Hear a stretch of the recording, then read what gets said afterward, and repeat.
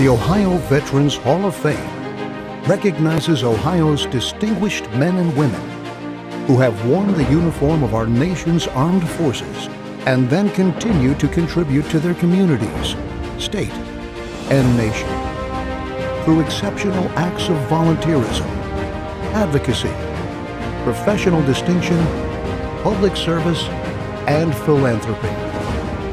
The Ohio Veterans Hall of Fame. Nominate a veteran today. Bill Johnson, United States Air Force, Vietnam, Grenada, Panama, Desert Storm, and Kosovo.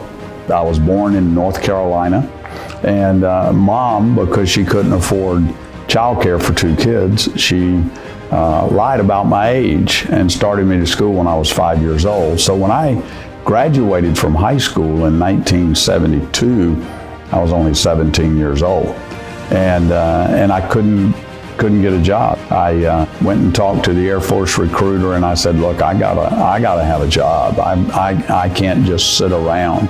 And ended up at Lackland Air Force Base in Texas, and that began a nearly 27-year Air Force career.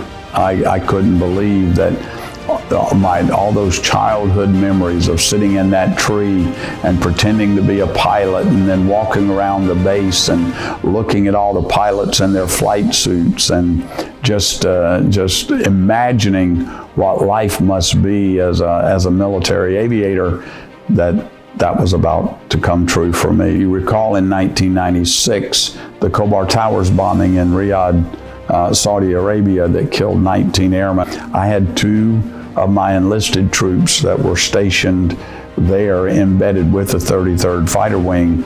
One of them happened to be at his duty station. The other one was in the dormitory when the bomb went off. And so I will never forget the conversation that I had. I had to call the mother, and we were presuming the worst.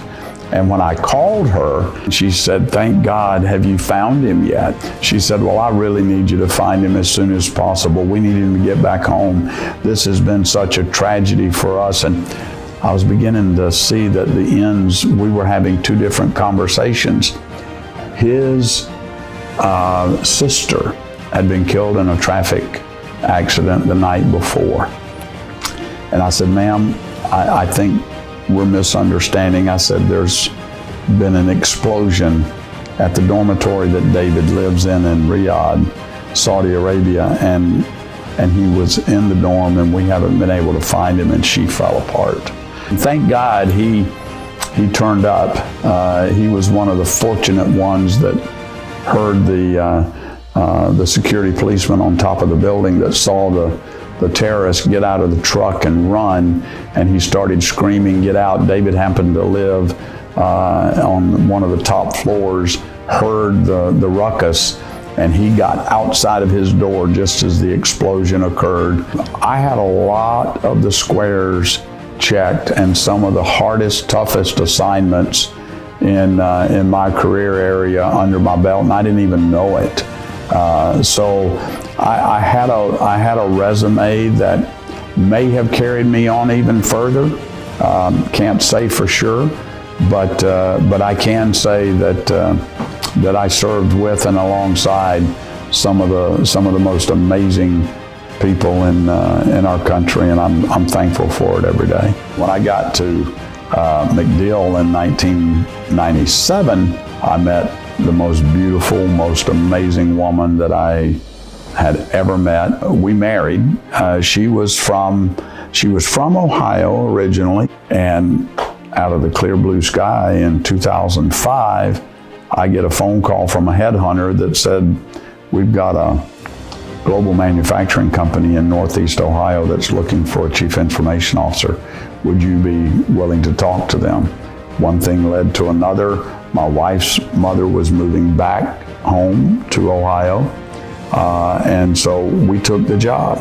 Never in my wildest imagination did I know what was going to happen 4 years later in 2010 when I got talked into throwing my name in the hat to run for the U.S. House of Representatives. If I were to retire from Congress today, there's a lasting legacy there. In 2012, I was approached with the idea of leading the legislation to put Franklin Roosevelt's D-Day prayer, "Let our hearts be stout," the prayer that he prayed over the radio as 73,000 Americans stormed the beaches of Normandy to rid Europe of Hitler's tyranny. To have that inscribed on the World War II memorial is something that I am extremely proud of. I've done other legislation that have done other things, but that's going to be there for a long, long time. Well, I'm extremely humbled by it, and as you probably get from a lot of veterans, there are those that deserve it a lot more than I do. This is not an honor that I take lightly. I'm extremely humbled by this. Selection and induction into the Ohio Veterans Hall of Fame is a great honor. Nominate a veteran today